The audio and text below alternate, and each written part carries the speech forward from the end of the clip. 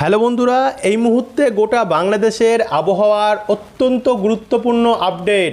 অবশেষে ঘূর্ণিঝড় অর্ণব তার গতি এবং পথে অনেকটাই পরিবর্তন করলো।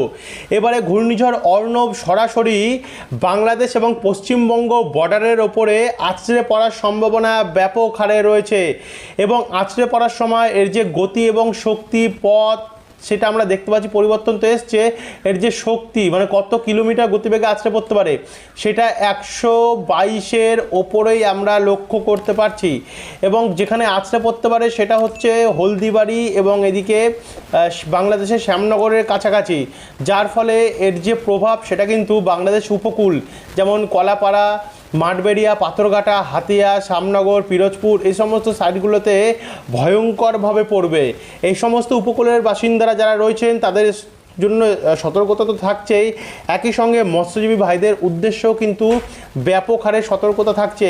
তো চলুন আপনাদেরকে দেখিয়ে দিই এই ঘূর্ণিঝড় হঠাৎ করে এতটা কেন পরিবর্তন ঘটালো, কোথায় কোথায় সবথেকে বেশি প্রভাব পড়বে, কোথায় কোথায় সবথেকে বেশি বৃষ্টি হতে পারে এবং কত প্রভাব পড়তে পারে, কতদিন অবধি চলবে, সমস্ত তথ্য আপনাদেরকে আমরা এই আপডেটটিতেই জানাবো। তো ভিডিওটিকে আপনারা বিনা স্কিপ করে অবশ্যই শুরু থেকে শেষ পর্যন্ত দেখতে থাকুন। ভিডিওটি আপনারা কোন অঞ্চল থেকে দেখছেন, সেখানে আজ আপনাদের আবহাওয়া পরিস্থিতি কেমন চলছে নিচে আমাদেরকে কমেন্ট বক্সে কমেন্ট করে জানাতে ভুলবেন না এবং ভিডিওটি ভালো লাগলে লাইক করে দিয়ে ভিডিওর নিচে একটি লাল কালারের সাবস্ক্রাইব বাটন ছোটতে কিন্তু অবশ্যই ক্লিক করে দিয়ে পাশের ঘন্টির চিহ্নটাতে প্রেস করে রাখবেন। যারা নতুন তারা কিন্তু অবশ্যই সাবস্ক্রাইব করে রাখতে ভুলবেন না, কারণ আপনারা ভিডিও তো দেখছেন কিন্তু সাবস্ক্রাইব করছেন না। অবশ্যই সাবস্ক্রাইব করে রাখবেন প্রতিনিয়ত আপডেট পেতে হলে। তো চলুন এবার ভিডিওটিকে আমরা শুরু করি। আমরা এখানে শুরু করব 1 তারিখ থেকে দেখা। দেখুন, গত আপডেটগুলোতে আমরা দেখেছিলাম ঘূর্ণিঝড়ের যে ঘূর্ণাবর্ত সেটা কিন্তু এইখান থেকে তৈরি হচ্ছিল, মায়ানমারের দক্ষিণ পশ্চিম ভাগ থেকে তৈরি হচ্ছিল, কিন্তু বর্তমানে লেটেস্ট আপডেট অনুযায়ী আমরা দেখতে পাচ্ছি যে মায়ানমারের উত্তর পশ্চিম ভাগ থেকে এই ঘূর্ণিঝড়ের যে ঘূর্ণাবর্ত সেটা কিন্তু তৈরি হচ্ছে এবং সোমবার 1 তারিখের মধ্যে এই ঘূর্ণিঝড়ের ঘূর্ণাবর্ত তৈরি হবে, যেখানে আমরা দেখতে পাচ্ছিলাম 29 কি 30 তারিখ থেকে তৈরি হচ্ছিল। 2 তারিখের মধ্যে এই ঘূর্ণিঝড়ের যে ঘূর্ণাবর্ত আছে সেটা কিন্তু একটু একটু করে মধ্য বঙ্গোপসাগরের দিকে রওনা দিচ্ছে। 3 তারিখের মধ্যে পুরোপুরিভাবে এটি সেন্টার উত্তর মধ্য বঙ্গোপসাগর অর্থাৎ সেন্টার নর্থ সেন্টার বে অফ বেঙ্গলের মধ্যে এটি অবস্থান থাকবে 3 তারিখে। 4 তারিখের মধ্যে এই ঘূর্ণাবর্ত আস্তে আস্তে করে নিম্নচাপের রূপ নিচ্ছে এবং সর্বোচ্চের গতি বায়ুর ঝাপটা মোটে 76 কিলোমিটার দেখা যাচ্ছে, তার মানে তখন এটি ঘূর্ণিঝড়ে রূপান্তরিত হয়নি।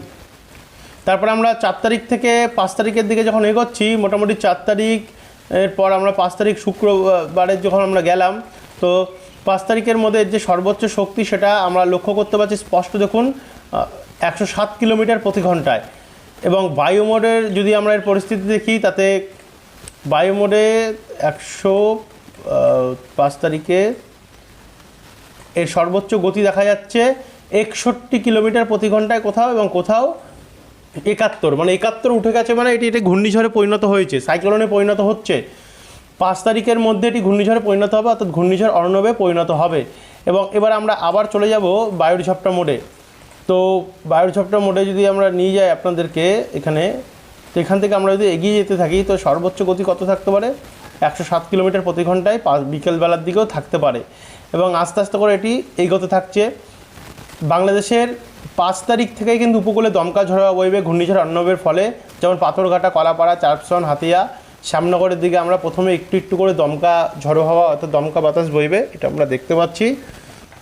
তারপর একটু একটু করে একটু এগিয়ে গিয়ে আমরা যখন 6 তারিখের দিকে যাচ্ছি, 6 তারিখ থেকে কিন্তু পুরো ফুল দমে আমরা দেখতে পাচ্ছি দমকা ঝড়া বইবে, তখন এসে সর্বোচ্চ গতি সেটা 100 কত কিলোমিটার থাকছে 101 কিলোমিটার, মানে আবার একটু কিন্তু কমজোরি হবে, কমজোরি হয়ে আবারও তার শক্তি যে সেটা কিন্তু বৃদ্ধি হবে।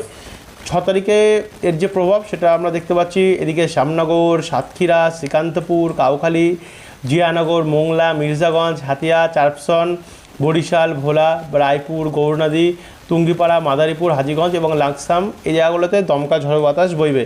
এদিকে চিটাগং, মহেশখালী, চট্টগ্রাম, কক্সবাজার দিকটাতেও আমরা অনেকটাই পরিমাণে ঝড়ো হাওয়া দেখতে পাচ্ছি। তারপরে একটু এগিয়ে যাব, এগিয়ে যেতে যেতে দেখুন এটা এগোচ্ছে, যত এগোচ্ছে তত কিন্তু তার যে প্রথমে শক্তি বাড়িয়ে তারপরে হঠাৎ করে এটা শক্তি কমিয়ে তারপরে হঠাৎ করে শক্তি বাড়াচ্ছে, বাড়িয়ে এটা বর্ডারের ওপর থেকে এগোচ্ছে এবং 7 তারিখ এটি আছড়ে পড়বে।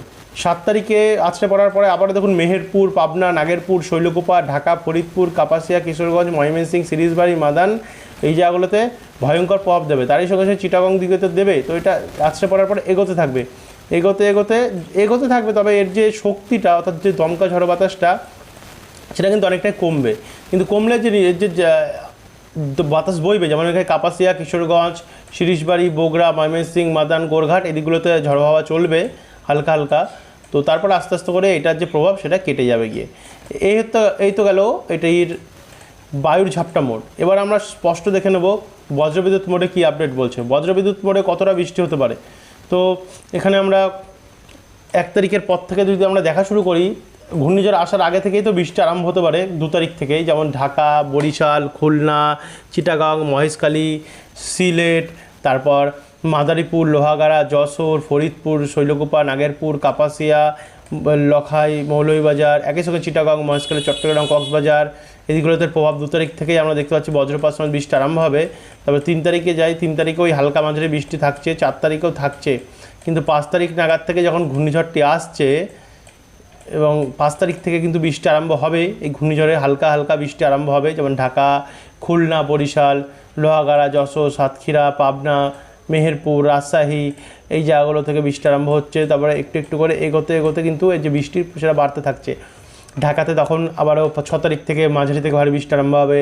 কিশোরগঞ্জ, সিরাজগঞ্জ, সিংড়া, বগুড়া, রাজশাহী, মেহেরপুর, শৈলকুপা, যশোর, বরিশাল, ফরিদপুর, শ্যামনগর, খুলনা, সেনবাগ এই দিকগুলিতে, ময়মনসিংহ দিকেও ব্যাপক হারে বৃষ্টি আরম্ভ হবে। তো 6 তারিখ নাগাদ তারপরে এগিয়ে যখন 7 তারিখে আসছে, 7 তারিখ থেকে কিন্তু প্রচণ্ড পরিমাণে বৃষ্টি বাড়বে। যেমন এদিকে কলাপাড়াতে বৃষ্টি বাড়বে, পাথরঘাটা, লালমোহন, হাতিয়া, চাঁপছন, জিয়ানগর, মোংলা, শ্যামনগর, শ্রীকান্তপুর এই জায়গাগুলোতে ব্যাপক বৃষ্টি হবে। একই সঙ্গে অভয়নগর, যশোর, নড়াইল, শিবচর, মুকসুদপুর, মাগুরা, কোচাতপুর, দামুদা, মেহেরপুর, আলামডাঙ্গা, পাংশা, শিবালয়া, দোহার, একই সঙ্গে ঢাকার দক্ষিণভাগ এদিকগুলোতেও ভালো পরিমাণে কিন্তু বৃষ্টি আরম্ভ হবে 7 তারিখ নাগাদ।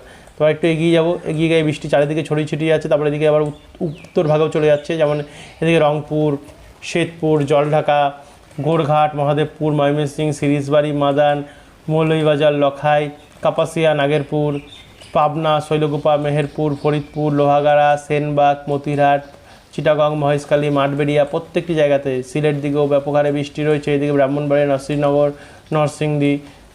তারপর 8 তারিখে যখন আমরা যাচ্ছি, 8 তারিখে দেখুন আস্তে আস্তে করে বৃষ্টি বাড়তে থাকবে। ঘূর্ণিঝড়ের দাপটে ব্যাপক হারে বৃষ্টি আমরা দেখতে পাচ্ছি ময়মনসিংহ, সিলেট, কাপাসিয়া, কিশোরগঞ্জ, নাগেরপুর, শৈলকুপা, যশোর, সাতক্ষীরা, মাদারীপুর, কলাপাড়া, চিটাগং, মহেশখালী এই দিকগুলিতে। তার সঙ্গে রংপুরে তো বৃষ্টি চলবেই। এবং এগোতে দেখুন আস্তে আস্তে করে এর যে প্রভাব সেটা কিন্তু ব্যাপক হারে পড়বে। 9 তারিখে ময়মনসিংহের নীলতরাবাড়ি, ফুলপুর, জামালপুর, নেত্রকোনা, সিলেট, ফেনারবাগ, তারপরে জগন্নাথপুর, বারলেখা, হাবিবগঞ্জ, নরসিংহনগর, কাপাসিয়া, ধামরাই, নাগেরপুর, টাঙ্গাইল, ঢাকা, ফরিদপুর, মতিরহাট, চিটাগং, মহেশখালী এদিকগুলিতে ভয়ঙ্কর পরিমাণে ঝড় বৃষ্টির সম্ভাবনা কোথাও কোথাও থাকবে। কোথাও কোথাও মাঝারি থেকে ভারী পরিমাণেও ঝড় বৃষ্টি দেখা যাচ্ছে। এবং 10 তারিখ অবধি এর যে প্রভাব সেটা থাকতে পারে। তো এই ছিল বন্ধুরা এখনকার আপডেট। আশা করি আপনারা জানতে পারলেন বাংলাদেশের পরিস্থিতি কেমন থাকতে রয়েছে ঘূর্ণিঝড়ের দাপটে। ঘূর্ণিঝড়ের পরিবর্তনটা তুলে ধরলাম। তো যারা সাবস্ক্রাইব করেননি, প্রতিনিয়ত এমন বাংলাদেশের আবহাওয়ার আপডেট পেতে হলে আমাদের চ্যানেলটিকে সাবস্ক্রাইব করতে ভুলবেন না।